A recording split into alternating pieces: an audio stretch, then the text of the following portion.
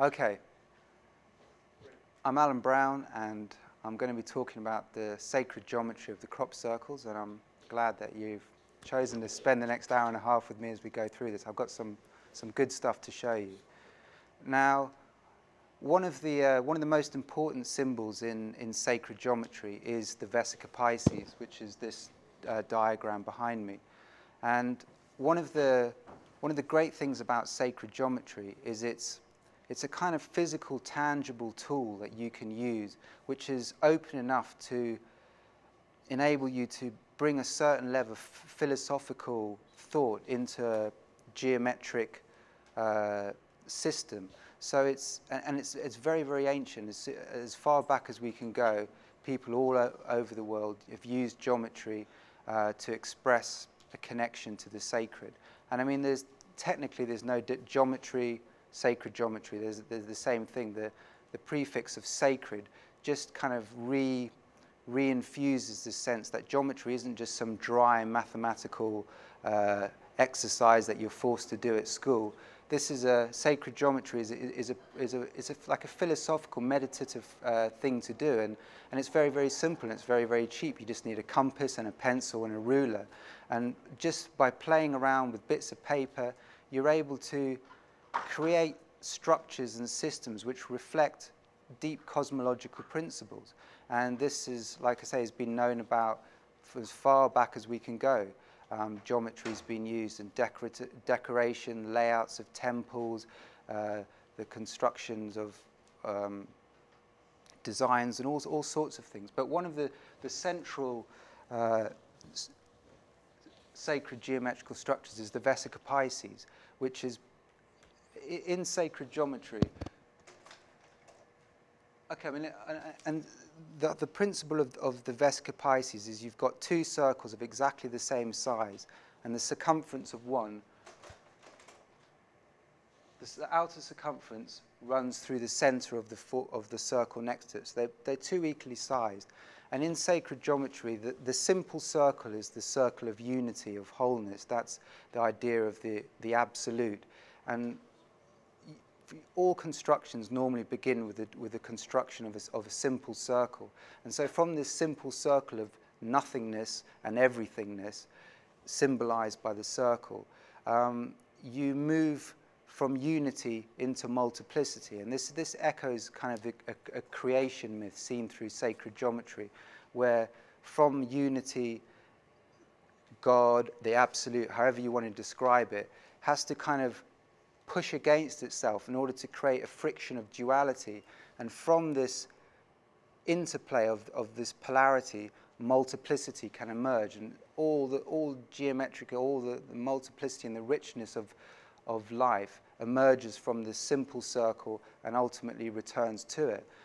Now, we can see this principle of duality running through all different cultures and systems. I mean, this is a wall carving from Egypt where we see Horus and Seth, the two polar deities, pulling in this tug of duality, the polarity of good and evil, of light and dark, of revelation, of delusion. Everything seems to split itself into this tension of dualities. And it was traditionally seen that through the interplay of these tensions, the whole mechanism of the world was kept turning. And you can see this in, there's a diagram from India showing the gods on the one hand and the demons on the other, pulling the cosmic serpent, which turns the world pole, the world tree. And again, we've heard lots of this over the course of the weekend in terms of Mayan and calendrical systems. And the sea, the churning milky sea, is the kind of the section where the two circles cross each other is called the Vesica Pisces, that kind of shape like that. And that's really where we find ourselves in this churning sea of existence as we try to balance and move ourselves through these opposing polaric forces. And again, we see a lot of this sort of symbolism in alchemy in these alchemical diagrams of the king and the queen the prince and the princesses. And again, that one I showed yesterday, this beautiful balancing of night and dark, the sun, the moon, male, female. Now, all this is symbolized by the Vesica Pisces. And there we see that almond shape. Now, the Vesica Pisces means it refers to the fish, and it was seen as the bladder of the fish. And indeed, that became the symbol of Christianity, the idea that Christ was the mediating principle between, and again, maybe between the earthly and the heavenly, or was in this interim Vesica Pisces. And that's what you see. I don't know if you see the symbol on the backs of cars here, but in England, the Christian symbol is that fish-shaped thing, which is basically the Vesica Pisces with a little tail as it starts to merge around the thing. So this has been in Christian architecture and Christian literature for many years. Now, this is the traditional way of... it's kind of difficult turning around all the time. Let's see if I can... Maybe it's easier if I point. Okay, so if you imagine that the red circle is the circle of unity, that moves against itself to create the Vesica Pisces. And what you could then do is enclose those two circles in a circle, and you could construct another circle. Let me see if I can get closer to the screen.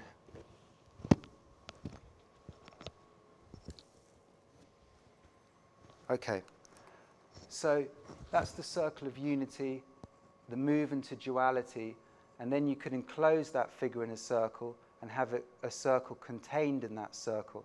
Now this is the traditional creation myth of the Vesica Pisces, of unity to duality, then creating this thing. Now I think that there's actually a better reading of this, where in this structure here, the original circle of unity is kind of contained in something bigger.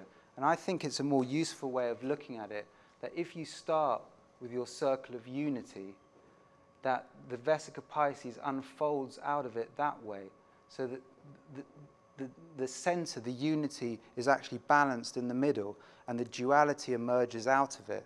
The other reading has a certain sense of imbalance to me, that the unity from which it emerges is somehow off to one side, which kind of slightly weights it, in my view. This seems a much more balanced reading of how to imagine this emergence from unity to duality.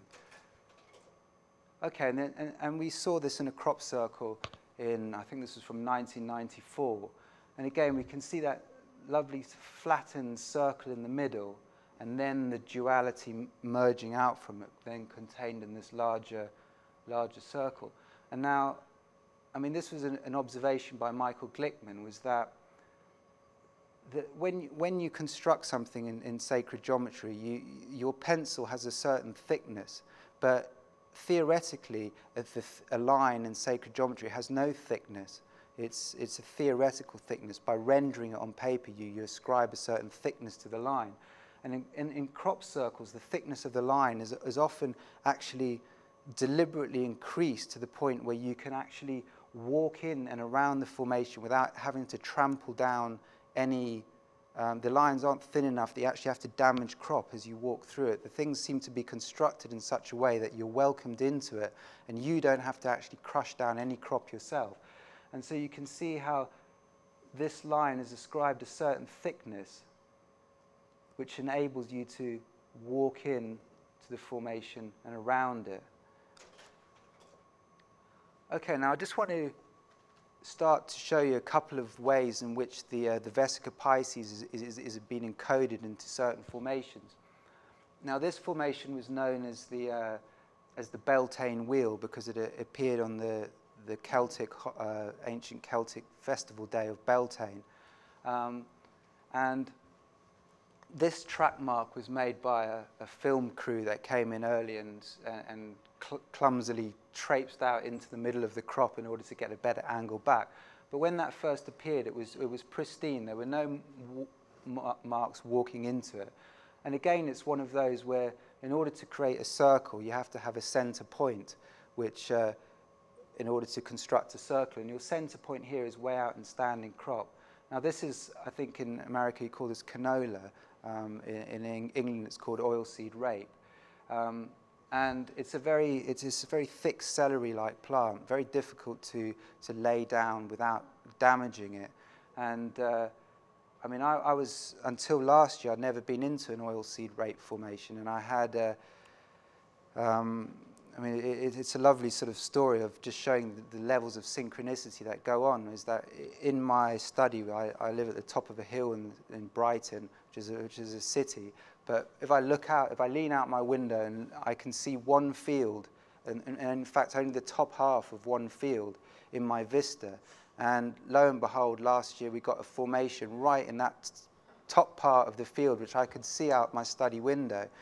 And it was one of those where the farmer knew my name and number and called me up. And so I was able to go into that formation the first in, and it had appeared after a night of torrential rain. I mean, it had bucketed down heavily right until early in the morning. I mean, it had kept me awake, the rain was so heavily. But yet, when we walked into it, we were drenched just walking up the tram lines to get into it. And as we walked into the formation, the crop was just laid. There was just no damage to it at all. The crop was bent at the bottom, or it had a break right at the bottom, but no other damage all the way up the stems. The flowers, the yellow color is actually flower on the plant. And it's, you know, just the slightest scuff of a boot or a foot just breaks the flower and smears the flower. But yet, you know, as you walked into it, it was like crop crunching, and you turned round and you could see where you had walked. There was a clear indentation where you had physically crushed the plant down lower.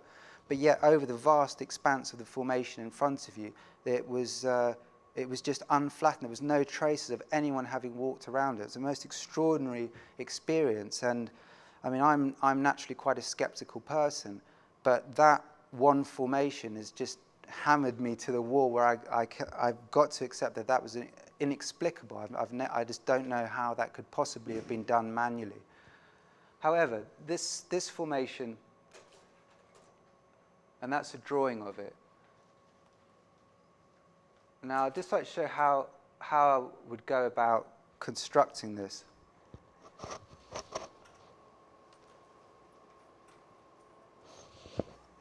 Okay, you start with the circle. You then divide the circle into 33 radial lines. You put your compass point in the center of one of those and open it up to the line next to it and draw a circle. You then repeat that all the way around. So what you've done is you've created a series of Vesica Pisces all the way around. Now 33 is a very interesting number. 33 is a Masonic number. You've got 33 vertebrae in the spine. And this 33 symbolism runs through a number of things. So immediately this has got quite poignant numerical significance. Okay, now what you then do is you create a circle which is 4/5 the size of that circle that you first drew. You then repeat that all the way around. Just tell me if it's out of focus, but from being close up, it's... Okay. You then create a circle slightly bigger, a fifth bigger than your original circle. You draw it, and then you repeat that and swing it round. So now what you've created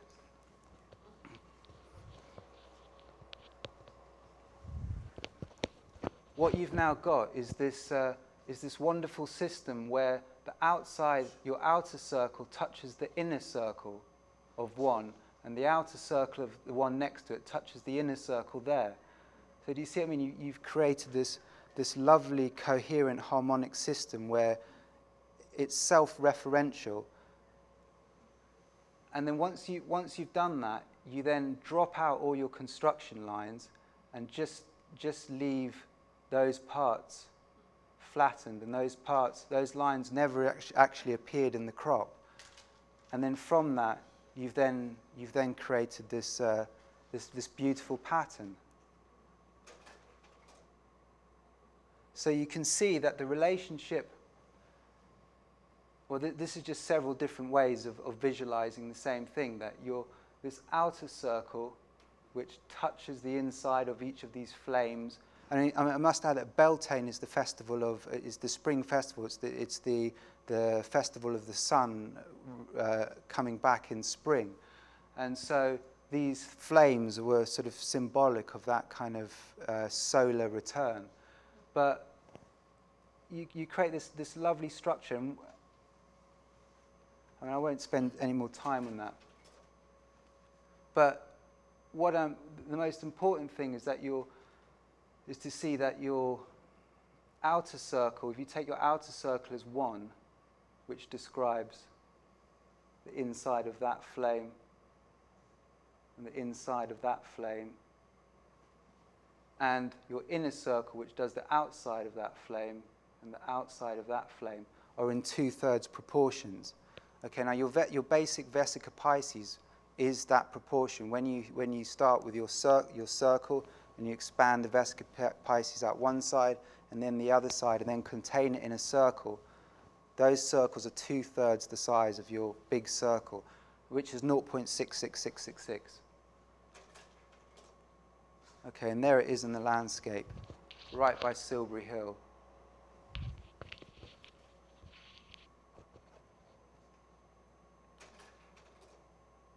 Okay, and I just want to show you how this theme of the Vesica Pisces has been woven into a number of different formations. I'm just going to show you two formations, one from last year and one from this year. Now this appeared last year. And again, I don't believe it's impossible to construct that for people to construct that in a field. But what I do find interesting is that this is such a seminal piece of design based on the Vesica Pisces, and I'll show you how this works.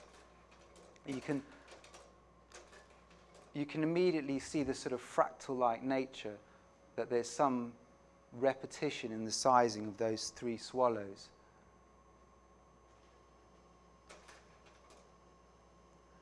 Okay, now we've seen how if you start with a circle and you expand it out, you create that structure. But if you had that circle there, the outer circle, how would you go about constructing a circle that's 1/3 the size? You realize that you can't construct that from that using this system, because you don't know where your anchor points are going to be. You can't work backwards. So the way that you do it, if you've got a circle and you want to construct a circle 1/3 the size of the outer one, you have to do it with this system of nested hexagrams. So you create a hexagram, and then you create another hexagram sitting inside it like that, and then the circle that runs through the crossing point gives you that 1/3. So working outwards, you unfold through the Vesica Pisces, and working inwards, you use that system of nested hexagrams. Okay, now that's one way of depicting duality. Another way of depicting duality would be two circles contained within it, in that sort of way. Do you see what I mean? There's two different ways of depicting duality. Now, if you depict duality in this way, you see that's actually the basis of the yin-yang symbol, which is the sort of ultimate symbol of the interplay of dual principles.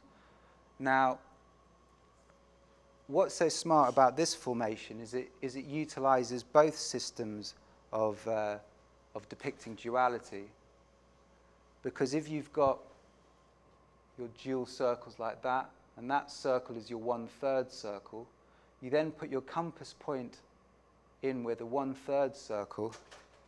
So that's your 1/3 circle there, yeah?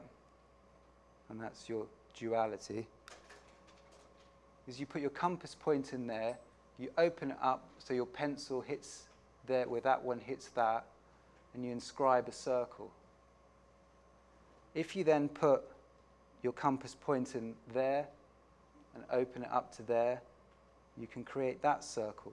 And so you've created a Vesica Pisces which has just been slightly pulled downwards. Do you see that? It's just fractionally rotated down. You then, within your lower dual circle, you go through exactly the same process again. 2 dualities, your 1/3 circle, take your point, construct your circles, and then in that one there, you do the same process again. So it's this fractal repetition as you go down, and then you just simply fill in your flattened areas, and you can see the design starting to come back through. If you then ran a line from the center of your formation out through your original anchor points where you're constructing those original arcs and out, and then you take that circle there, which is inherently contained in the tail part of the swallow, and pull it out to the sides. And then that series of descending circles, which is inherent in the construction that you've done so far, are pulled out to the side and hung down there like beads. And so that's with all the underlying construction. And you take away all that underlying construction and you're left with the pattern. So it's this wonderful design which is actually depicting a system of duality. And this is what we find with the crop circles, is we have a manifest image which is maybe something recognizable like 3 birds or a geometric symbol. But when you look at it, you realize that it's depicting a geometrical message which is sort of woven into the design and not really noticeable until you start trying to construct it. Okay, then this year we had this rather odd-looking formation which was termed the bee. Now, it was termed the bee because of the wings, but and again, it was just in the field, one field up from the formation that we were just looking at. Okay, and there's a drawing of it. Now, sometimes it takes, this took me about 2 weeks to work out what the structure was in there, because in this case, I didn't get in to measure it on the ground, so I was just working off an aerial photo, which has a certain obliqueness to it.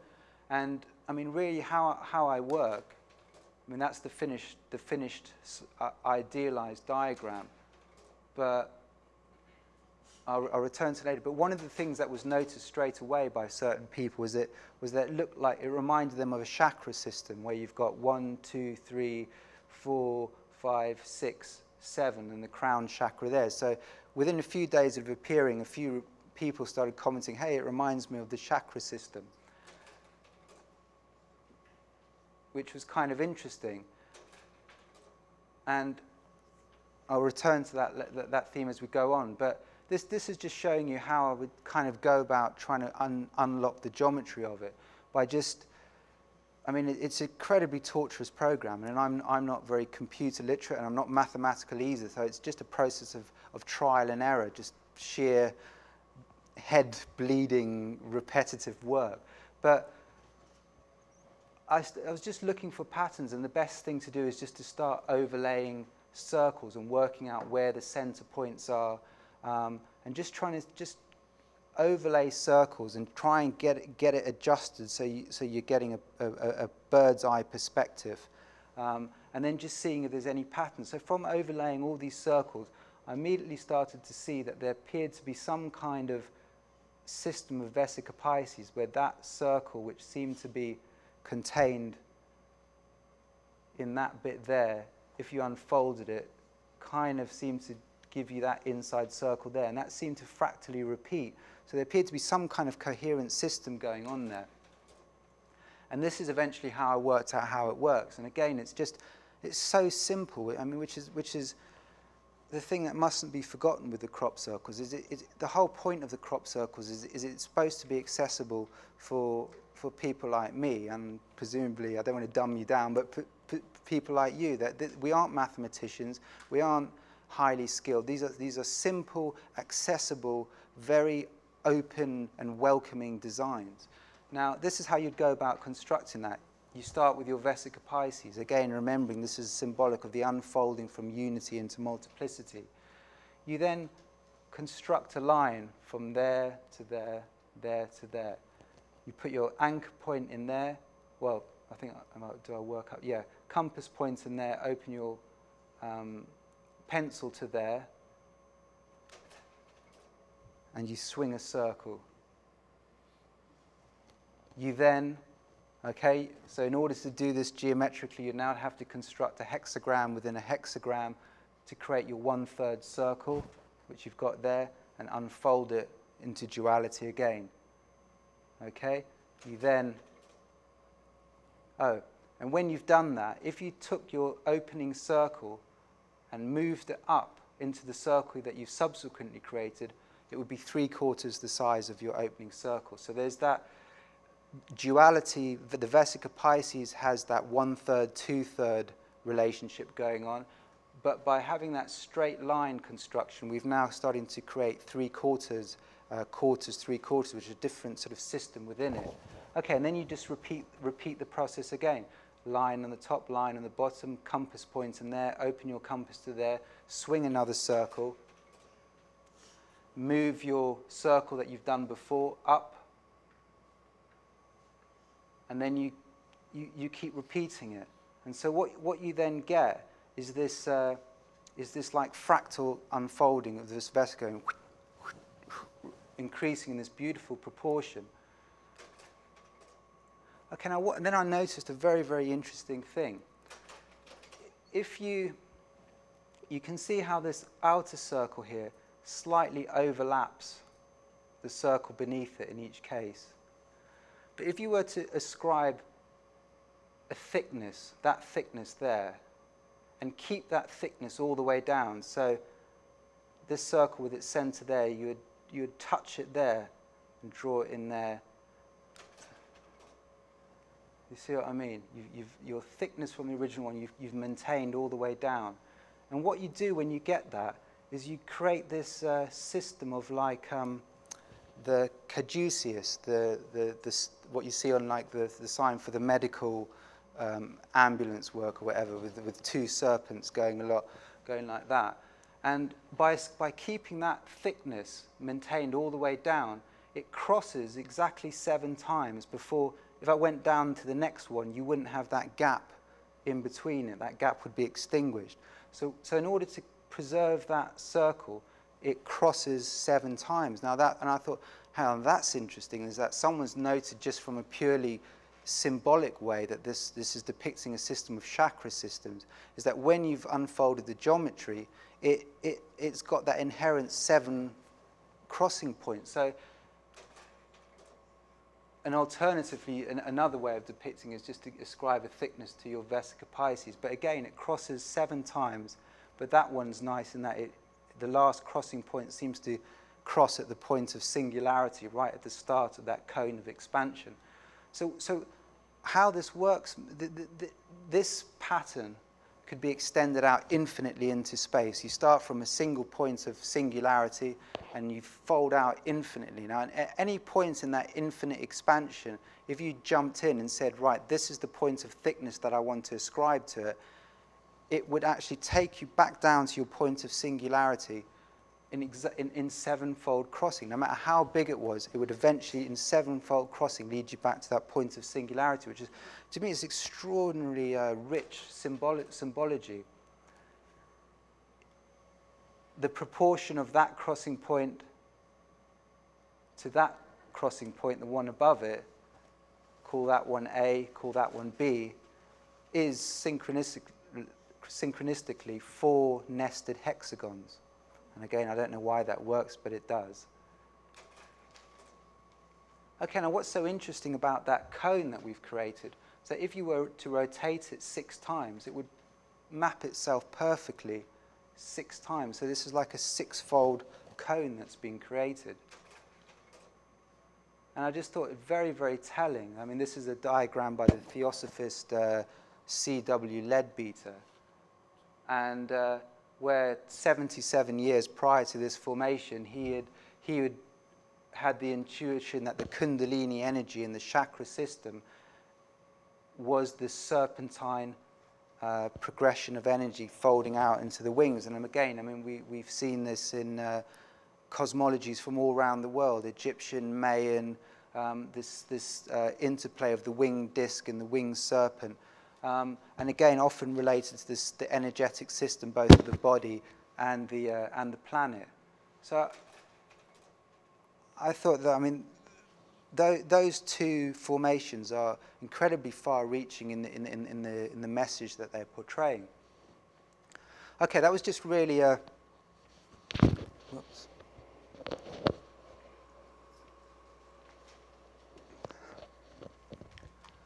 Okay, I want to leave the Vesica Pisces and talk about the pentagram.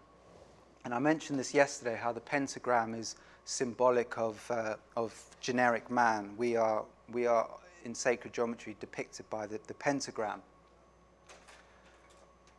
Now, the pentagram contains the golden mean proportion. I mean, these are the basic numbers of a pentagram. The angle at the top is 36. The angle there is 72 degrees. And this proportion, which you can get, is that this is the golden rectangle. And basically this means that that proportion in relation to that proportion is the same as that proportion in relation to that proportion. So it's the simplest proportional system you can create, which the whole is related to the parts. And this is in that slide that I opened with that crazy looking vegetable, that fractal vegetable. That's the sort of phi spiral that we see in nature. Your proportions in your body. That to that is the hand to the elbow. We're made up of 5 proportions. It runs through our bodies. It runs through all of the natural world. And the pentagram is thus a symbol of organic, living things, whereas the hexagram, which is a sort of, it doesn't grow in the same way, is depicted of inorganic life. Crystals, mineral world is depicted by the hexagram.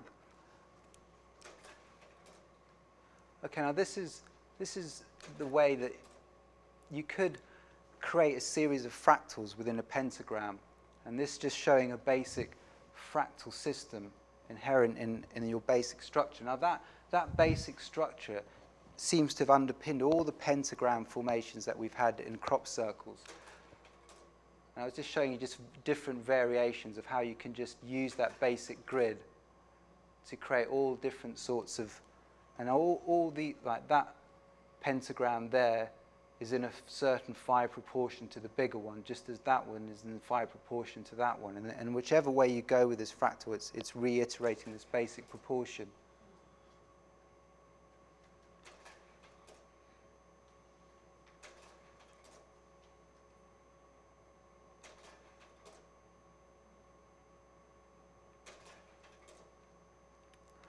Okay, now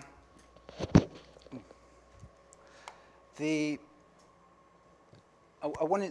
is a bit of research which I haven't shown before. You're the first guys that are going to see this, and I think it's very, very interesting because again, it's looking back at a whole genre of crop formation that's from 15 years ago, pretty much, and this pattern has never been noticed before, which again is I think a very, very telling thing, that this is laying dormant in this whole genre of formations for this time. And up until 1989, this is the sort of types of design that we'd got. We'd never got a straight line in a crop formation. We'd just got circles, simple arrangements of circles, maybe circles with rings and the quintuplets, which I talked about yesterday. But then right at the end of the 1989 season, we got this formation in which the crop was laid in this quadrant radial kind of pattern. Now that was so interesting because just prior to that formation appearing, Terence Meaden, who had published this theory that the crop formations were created by swirling whirlwinds, and that there was a natural meteorological explanation for it, he published a paper outlining his thoughts, and then literally a couple of days later came a formation which used this radial lay, which basically put an end to that idea that it could be made simply by a spinning vortex. Okay, and then suddenly, in 1990, there was this massive leap in the evolution of the crop circles. We suddenly got these awesome, what were called pictograms, and these were from 1991 or 2, but all these ones here, apart from those, were all from 1990. Just all of a sudden, there was this incredible explosion of design. Now, this is a graphic by a German guy called Wolfgang Schindler, who was trying to track the graphic evolution of how one thing led to another. But it was like this system just came down incomplete. And I just want to read you a little quote.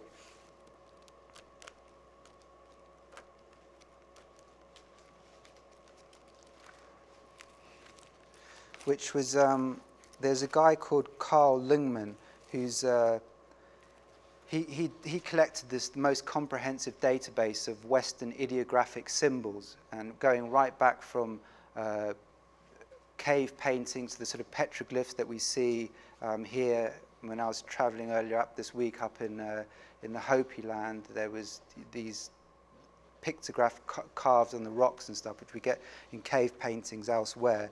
But in this massive book he's got of all the symbols that have been collected, he said this of the 1990 pictograms.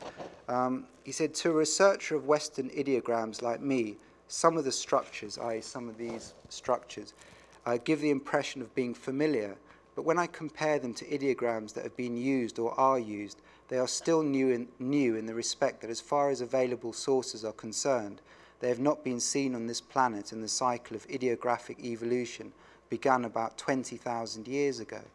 Now, this is an extraordinary thing, is that even though this is just, I mean, basically they're very simple. They just consist of circles and straight lines. And there was a visceral response when the first pictogram appeared. Just showing you certain similarities to rock carvings from before. But when the pictograms appeared, there was this extraordinary upsurge. I mean, the papers went crazy. It was like there was just no doubt in that first 1990 that we were dealing with something extraordinary. There was not even the slightest mention that crop circles may be a hoax. And everyone had this sort of strange sense that these symbols were somehow familiar, but they were also strangely new. And I think it's extremely telling that someone who's been collecting symbols for over 50 years has not seen this series of symbols before in 20,000 years worth of backdated resources.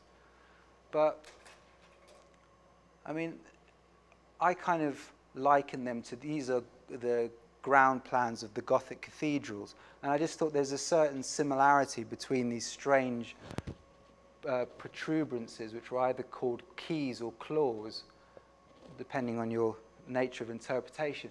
Just reminded me of the kind of rotundas and crypts and stuff that you got in the Gothic cathedrals. And certainly these formations were, some of them were longer than the length of this room, quite a lot longer. So you really felt like you were in a cathedral space, that even though it was just in crop this high, it had a kind of architectural quality to it. Okay, then in about 1992, a guy called John Martineau brought out this book of the study of the geometry that he had extracted from some of these early pictograms. Now, this was an unprecedented seminal bit of research, because up until this point there hadn't been the slightest intimation that the pictograms the crop circles were in any way encoding hidden geometry. And then he came out with these studies which showed they were, not only were they using geometry, they were using geometry in a most extraordinary, creative and hitherto unseen kind of way. Okay, so, and the thing is that, kind of like the work that Jeff Wilson's doing here in America now, is in these early days, these people spent a lot of time accurately measuring up these formations. Now this is what he noticed, that if you took this seemingly very, very simple design, was that if you took that element at the end there, you could repeat it right across the design.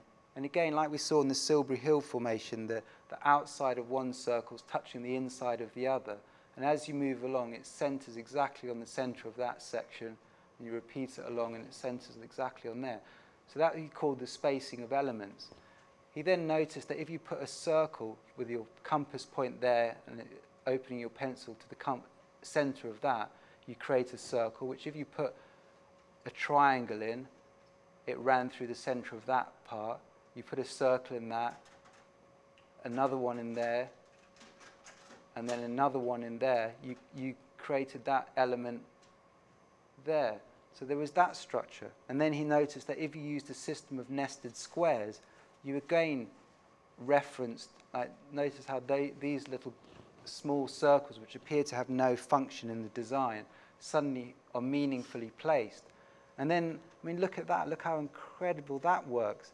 Is if, even though it's doing that and that, if you then put a pentagram around that section and a pentagram around there, and you extend that line down there, it exactly touches there. So the spacing can be described by 3 different forms of geometry.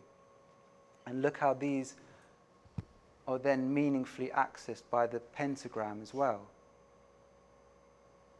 I mean, that's a seminal bit of design work. Okay, and then this idea of multiple geometries being able to be expressed by one formation.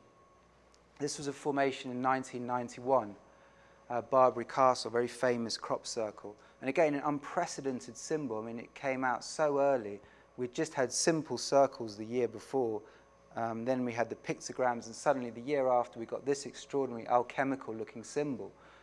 But you could, if you drew a circle and you put a square in it, you can see how the square perfectly touches that section, runs and touches that small circle there. And then you put another one there, it runs through the center of that. And then you put another one in there, it just ran through and touches that point and goes to the center. And another one nested in there just touches the bottom of that. Do you see? And then another one touches that, describes that circle. You see how this system of nested squares describes every feature, or almost, well, not every feature, but a significant amount of features just by this interlocking system. You could equally create a system of pentagrams. If you put a circle around there, that axis is exactly set to create a pentagram, which gives you that circle there. Then if you put another pentagram within it, it describes that center circle, so it contains that pentagram system. You could equally construct it using hexagrams, and all these significant features are highlighted. I mean, this is extraordinary. There's no precedent for this in any kind of geometry book that I'm aware of. You could equally describe it by 2 systems of 7-fold geometries. So this one formation can be described by 3-fold, 4-fold, 5-fold, 6-fold, and 7-fold geometry. Extraordinary bit of design. Okay, and let's look at another one. Okay, and this is a system of the tangent line. If you run a line, so it tangents that circle, it crosses in the center of that one. You could equally have, if you started from there and ran out, you tangent that one and that one. It's getting really hot. Is there any way we could get some air in here? That'd be great, thank you. Okay, and it's fairly self-explanatory. You can see how this system of tangent lines can describe all the features within that.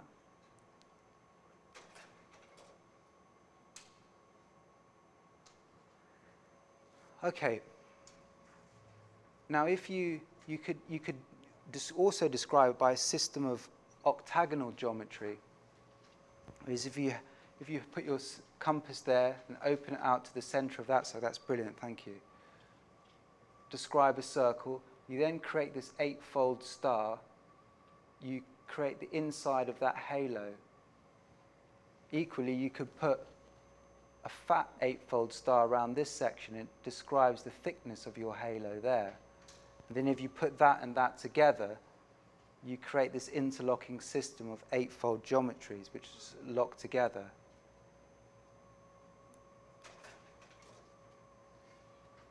Okay, and another way of looking at that is that you could describe it all by pentagonal geometry. Okay, now this was kind of an important key. If you compass point in there, open it to the center, you draw it, you then draw a pentagram inside it, you describe that circle and the inside of the halo. Same as that side. Put those two together, you create this beautiful, coherent system of pentagrams that lock together. Same with that, lock them together, and every section is locked together. Now it's kind of hard to just take it cold. This is the sort of thing that you really need to have it in front of you in a bit of paper, just so you can spend time looking at it and seeing how meaningful this, how beautiful this system works. Okay, now this was the, oh, you're doing all right. Yeah, go for it. Because of the complexity of the geometry, that you can obviously see all these different things working with each other. Yeah. And I still can't separate myself as how they appear on the ground. If you say that a man or two men or however many men or women would be on the ground, one would have to be the center point. One would have to be the point where you start doing your line, if you imagine them as the pencil point of the compass. Yeah. Or the ruler. Yeah. This is why it's so extraordinary that they appear on the ground, is it not? Is because how would they get the preciseness of these patterns unless someone was actually, having a center point, walking around the circle or doing something like that? Yeah, I mean, with enough time and enough dedication, we could create any of these. It's not beyond the realms of possibility. Essentially, a circle, you need an anchor point and someone to walk it. And we've seen from the formations that people commissioned artworks that people have done, that people are quite able to create all the geometric shapes that we're talking about. But what this system is telling you is that, what's so interesting about all this is that no one noticed that there was any geometry in them. It was several years down the line before someone sort of back-engineered them and suddenly went, hey, look, these aren't just kind of interesting shapes. They contain this extraordinary geometry. And no word had ever emerged. Now, as an artist myself, if I had spent months working on a design which contained that level of geometry, and I'd actually gone to the effort to construct that in a field, and no one noticed that, surely you would say, hey, look at this. You wouldn't say that you made it, but you would point people in that direction saying, isn't this awesome that you can find this in it? But no one did that. If they had done it, they were just remaining kind of, it's just not the way human beings, in my view, behave. Why dedicate all that time and energy? And so you'd have to go, if you're going to go for the human origin, you'd have to say, here's a group of mysterious people who we don't know who they are. They've never come forward. Nothing's ever emerged to tell us who they are. But they're somehow working to lift our consciousness. And to me, the distinction becomes, it doesn't really matter whether it's an incorporeal spiritual being or an enlightened group of physical humans, human beings. The net result is one of uplifting and an expansion of consciousness. And I find this just a kind of useful way of working, because I think so much energy of the crop circles, especially in England, where there's, you've got lots of hoaxes, lots of people claiming to be hoaxes. It's an incredibly problematic area of research, and you could spend a lifetime trying to get to the bottom of every story, and then the rumors are rife, and it's such a problematic area that I think it's just helpful just to step back and go, okay, let's just not worry how they get there. Let's just see what is the actual, what is it doing?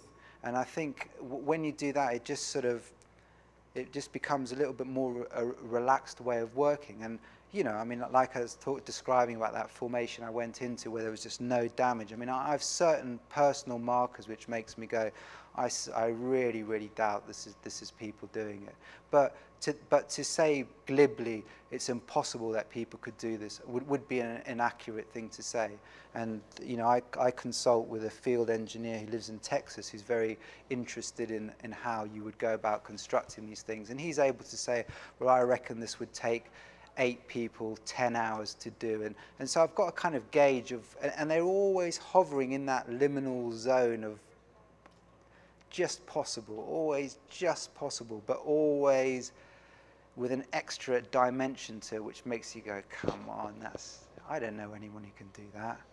And so, I mean, now what I'm going to show you now is exactly of that nature. Now this formation came in 1990. What I'm going to show you now has never been shown before. So that's nearly 15 years of time has gone by with no intimation that these apparently random shaped pictograms actually have a coherent system running through them. Now, this appeared on July the 11th, 1990, in the little village of Alton Barnes. And the night that this appeared, there was reports of a kind of strange humming sound in the village. It's only a tiny little village, just this gathering of a few houses, but the roof tiles were rattling, dogs were barking, someone driving through the area about the time, you know, early in the morning, 3 in the morning, 2 in the morning, had their car inexplicably conk out. The next morning, villagers couldn't get their cars to start. So there's this whole series of weirdness around it. And lo and behold, when the sun came up, there was this extraordinary huge design in this field. And this got massive publicity, as I said. I mean, Led Zeppelin used this formation on the cover of their greatest hits album. I mean, there was a sense of euphoria in the media. Like I said, there was no kind of, the level of skepticism that you get now just didn't exist. And this was kind of, whoa, this is awesome. And so it was a very, very heady period. And I mean, like I say, this is a very distinctive design. I mean, if you ask most people what they thought of what a crop circle is, this is kind of probably one of the things that you'd think, very archetypal patterns. Okay, and it was only last year that I ever got round to having a go at drawing these formations, and they were like, on the same night that appeared, another one appeared like a few fields across. So there were 2 formations came down in the same night, just a couple of fields apart. Okay, now let me show you something pretty astonishing. Okay, on the actual ground, if you looked at these circles all appeared to be pretty much the same size. There was a slight degree of fluctuation, like a couple of feet. But when I was drawing it, because they were so close, I figured that circle was meant to be exactly the same size as that circle, exactly the same size as that circle. And if you move that as your template around, you kind of seem to be able to creatively space where these little circles that came off the end were. Now, I just wanted to show you that if you took that as a fulcrum, that's your center of that structure. The center falls about there. So if you were to take this formation and balance it on a point, that's where you'd need to balance it. Okay, now if you suddenly if you had that as your anchor point, you stuck your compass in there, and you opened it up to the center of that fulcrum point and swung a circle, you could then put a pentagram inside that, and that would describe that circle there. Okay, and I thought, now that's kind of interesting. So there we just have it in isolation. And then I noticed that if you create a circle here, and you put is that in focus?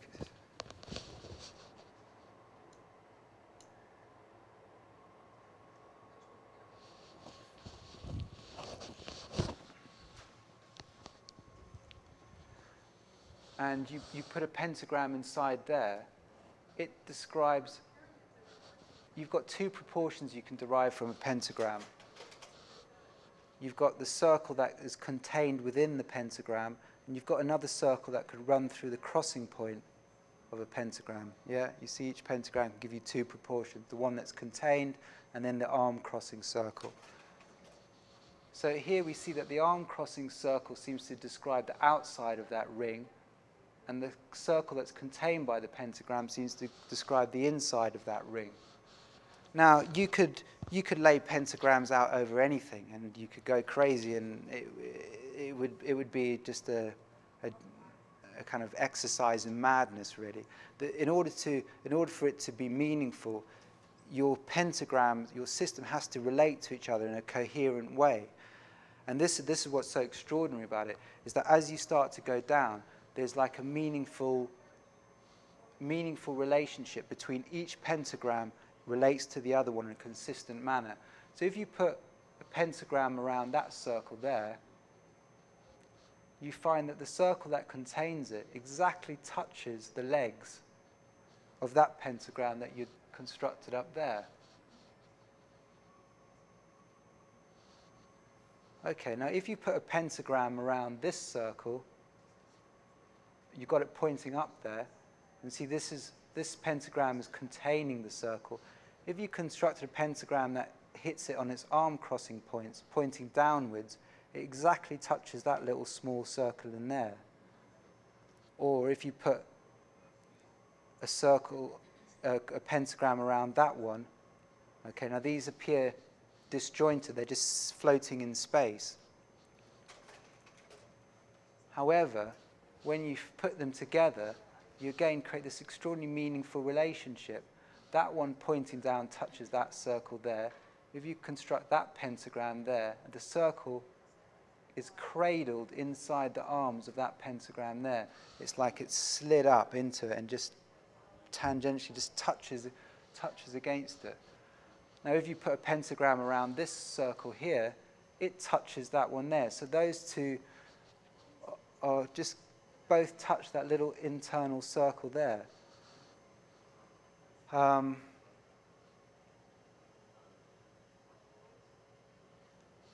If you put a pentagon inside it,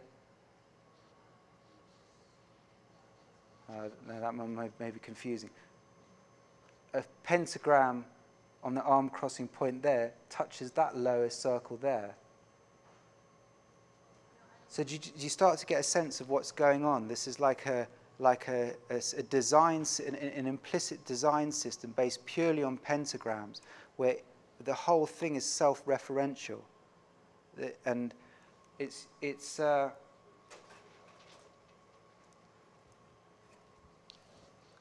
and whichever you start to find all these incredibly meaningful relationships. You just start once you've got the intuition that that's the system that's been going on. Once you start to put it together, every single feature relates to every other feature in a meaningful way. That circle's cradled in the arms of that pentagram. This one touches the legs of that one. That one touches the...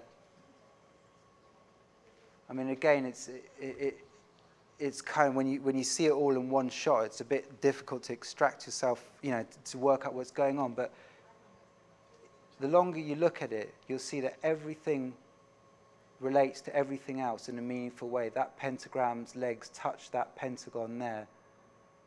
That one's cradled in the arms of that one. That one's legs touch that one, whereas that's one's legs touch there. It's like they lock into each other.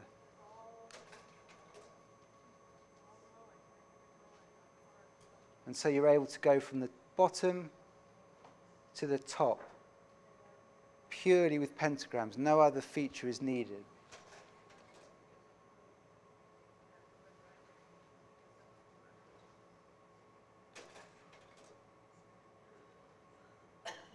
Even to the point where that small little circle, which was touched by the one above it and the one below, is contained within a pentagram within a pentagram. And you can see how the point of that pentagram touches the arm crossing point of that, which then gives you that structure there, which gives you that circle there.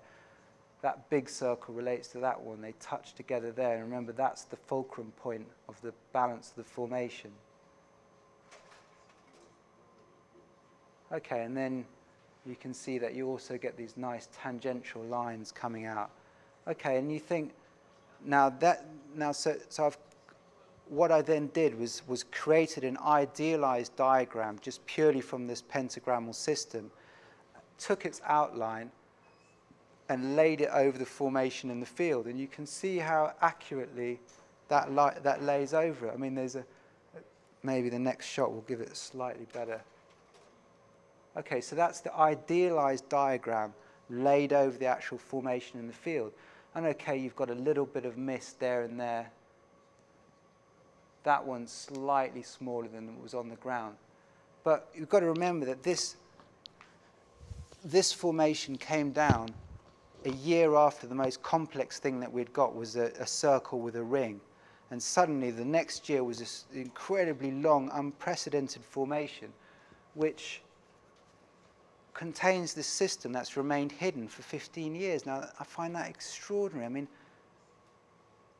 to me, that rules out the idea, there are about, I'm only going to show you the 3 big, long formations, but there were probably 10 or 12 pictograms, rising from quite small ones to quite long ones. And the same pentagram system works across the board. Only one didn't work, and that used the system of hexagrams.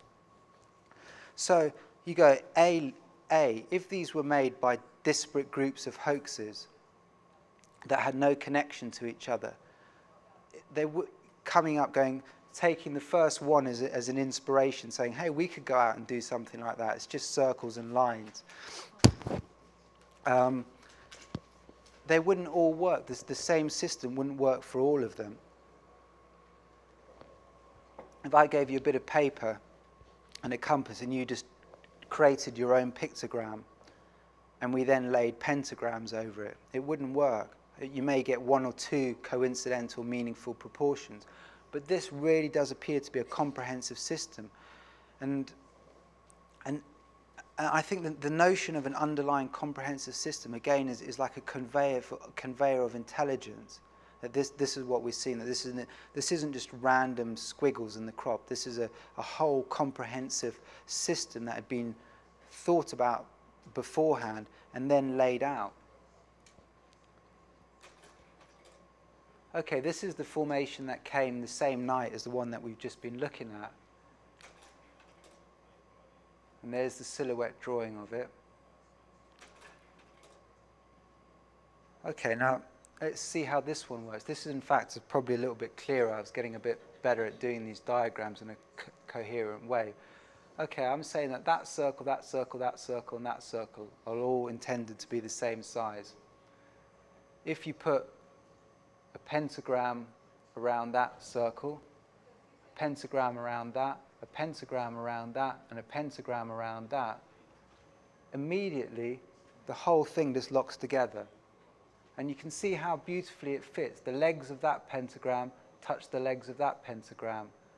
That one nestles into the arms of that one nestles into the arms of that pentagram. That circle touches that circle. This one points and touches that one there. So these are just interlocking phi-based proportions. Again, you can see this nice system of tangential lines that seems to work. And indeed, that is exactly, you take that tangential line, so it touches that and touches that there, and then suddenly you realize that that's actually a system of interlocking pentagrams. And you can see how that one touches there. That one touches there. That one touches there.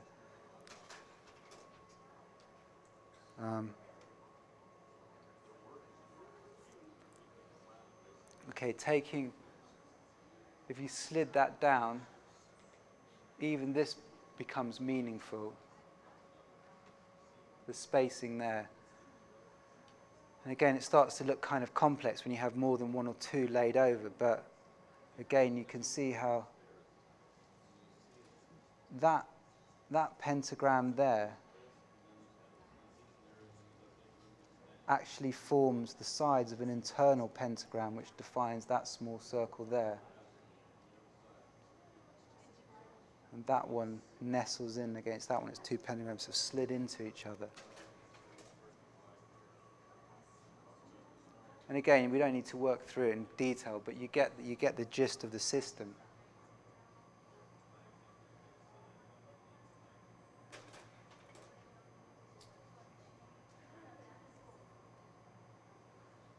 I mean, it's just such fun once you've got the basic nature of the system. You're just flipping the pentagrams upside down, pointing them up, pointing them down, and you're creating this. You see how that pentagram just nestles that circle in there, comes down, it touches that one, that circle then touches that one, which then points down and describes the placement of that. And then if you flip them over, you can describe the whole. I mean, you can see.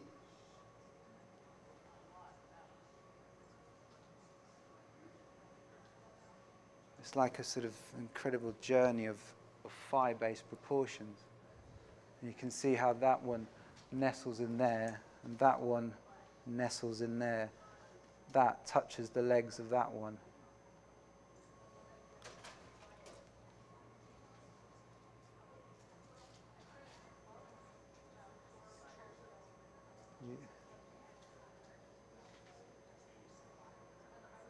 I mean, it's such a sublime system, isn't it? I mean, this is, and we don't have any examples of this, but the Gothic cathedrals, which I compared to the pictograms early on, were all designed by sacred geometrical principles. Again, because of we talked about the Vesica Pisces being the traditional Christian symbol. So the Gothic cathedrals were laid out in proportions of square root of 3, which describes that proportion, the Vesica Pisces. So we've kind of got, and the same as when you look at the Islamic patternings and Islamic tile work. Again, you'll see this similar system of interlocking underlying geometry. And so we get this sense, when you go back through history, of every time there's, and the same with the Celtic illuminated manuscripts, is that those were also designed against this system of coherent interlocking systems, all done just with a compass and a ruler, no measure. The actual measure on the ground was seen as a profane thing to do. Proportion, just harmonically relating one thing to the other, whatever the scale, creates this sort of the sense of a connection to the divine, a sublime system. And so, I mean, we've never seen this system at work in a Gothic cathedral, just purely of pentagrammal systems. So, but what we find it in is these areas of flattened crop. I mean, it's extraordinary. Okay, I'll just flip them there.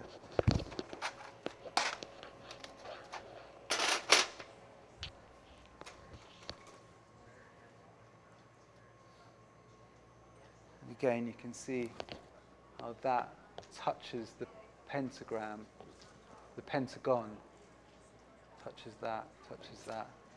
And again, you just, all different ways of looking at the same thing. Okay, and there's the idealized silhouette, which I constructed purely out of pentagrams, laid back over the actual formation on the ground. And again, there's, when you actually look at the ground survey measurements of that, it wasn't completely circular. There was a slight degree of ovality. And again, you've also got the fact that this isn't a table flat thing. This is a field. When you're in it, there's bumps. So there's, when you take an aerial photograph, you're getting slight distortions. And crop is planted in seed drills. There's a certain spacing to them. So I think just taking into account that slight degree of flexibility, you can see how accurately that fits. Okay, and then this is the last one we're going to look at, which came a couple of weeks later than these two. And this was a couple of miles away. And what was noticed about that one is that if you were standing in that formation, you couldn't see Silbury Hill in the distance. But when you see the aerial shot, it seems just as the other ones we looked at were all aligned along the tram lines, these tram lines that the tractors create in the field in order to fertilize and plant them.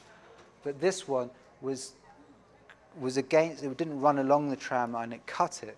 And when you see it from an aerial perspective, you see that it was perfectly aligned to Silbury Hill. And we've seen that idea of the tangent line working internally. But then you suddenly see that the tangent line's been extrapolated out to create these meaningful landscape geometries.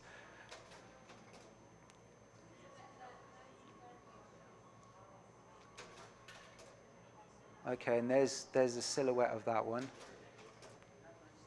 Okay, and you're familiar with with what's going on now. Your opening pentagram is described by compass points in there, open it up to the center of that one there. That gives you your first pentagram, which gives you that circle. You put a pentagram around the second circle below it, and you can see how the circle that contains that pentagram touches the legs of the pentagram and goes through the crossing point there, and then touches that one there. You then put a pentagram around that one, and it touches the arm crossing point of that one, just as that one touches the arm crossing point of that. So those two are like a flipped, similarly sized, just flipped over. And then you put one round the bottom, which its circle runs through the crossing points there, just as that runs through the crossing points there. And suddenly you're describing the whole formation, just this series of pentagrams. And that's just laying them over, flipping them over, turning them around, and you start to see how that works.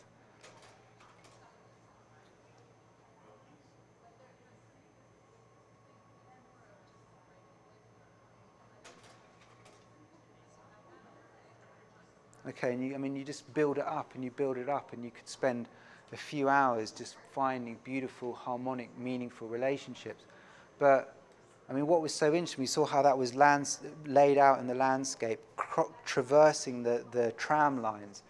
And you see that the actual angle of the tram lines seemed to have been chosen to create a meaningful relationship. Because once you put the pentagrams in, once you put the hidden underlying structure back over it, you suddenly see that the tram lines are actually perfectly aligned into the pentagrammal system. You see what I mean? Those pentagrams run exactly the same. And it touches.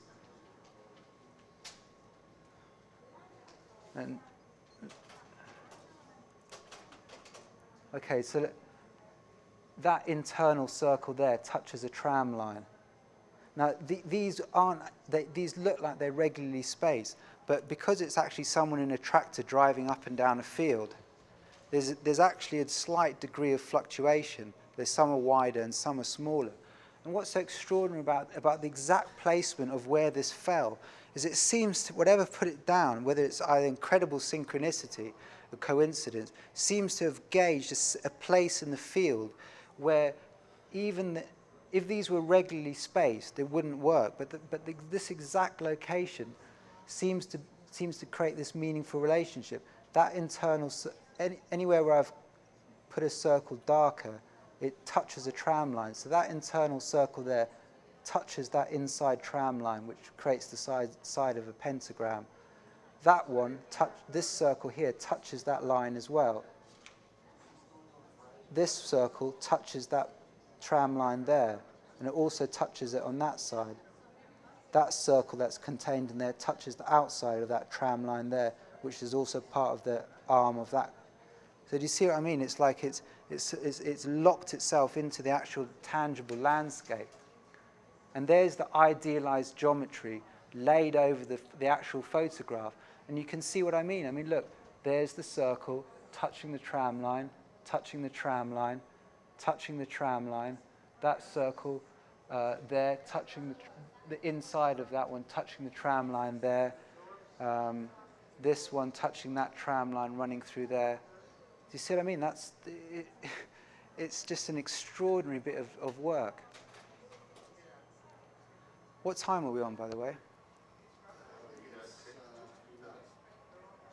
little less than 10 of 3, about 8 more minutes. Okay, great. And okay, that's been kind of heavy going, and I applaud you for sticking with it, because it is quite, it's quite dry work, but you've got it. You've got the idea. Now I just want to end with just to show you, this isn't related to what we're doing. This is just, hey, a random formation from I think 2002, 2001, and again, this is up in Yorkshire. This is an old henge, like Stonehenge. This doesn't have any stones in it, but the henge means a dug bank and ditch. Stonehenge is a dug bank and ditch with stones in it. And this is it's called Thornborough Henge. And just as we're seeing with American crop circles, just as we've been seeing in England with the crop circles, there's this intimate link between the old Neolithic sacred landscape and the crop formations. They're always referencing each other. So we got this little formation right by here.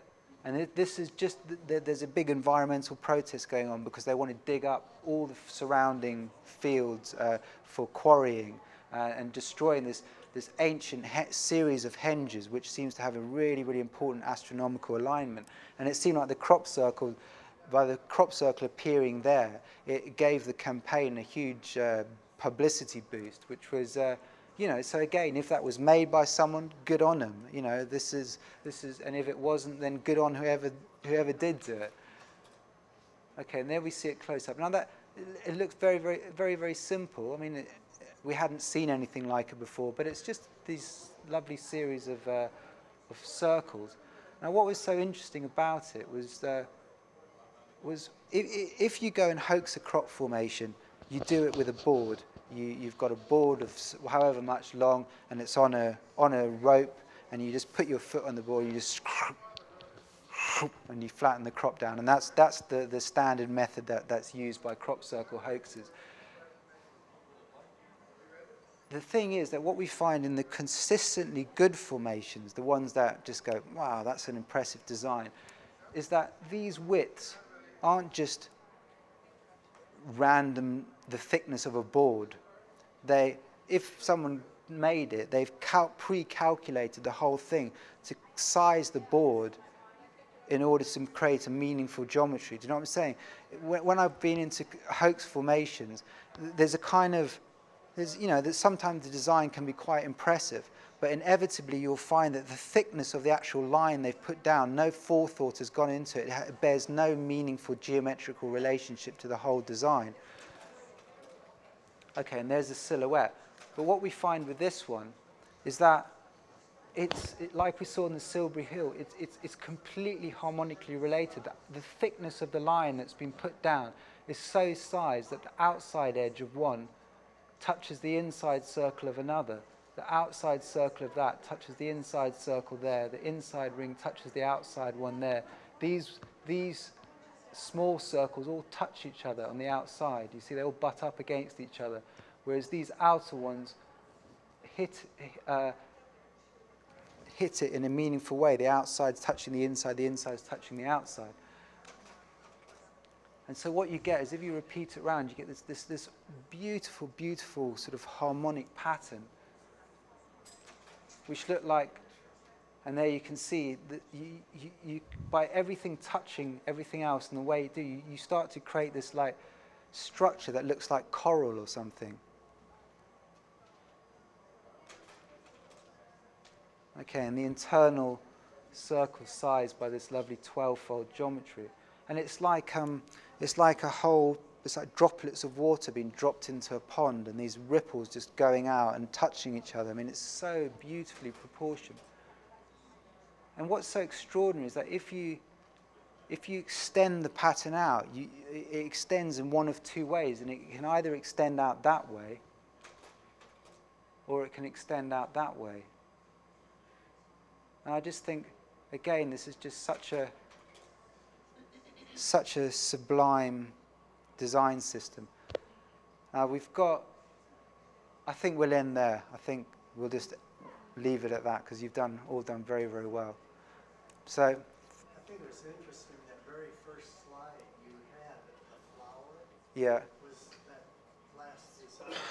Oh yeah, I mean, that's completely accidental. Yeah, can you flip that?